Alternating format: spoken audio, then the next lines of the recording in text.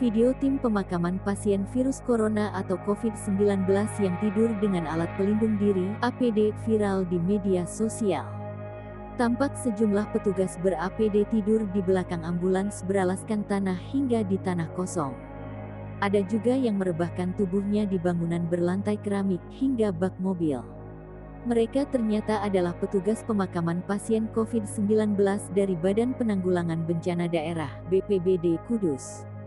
Saat video tersebut direkam, mereka tengah tiduran di halaman sebuah rumah sakit di Kudus, Jawa Tengah.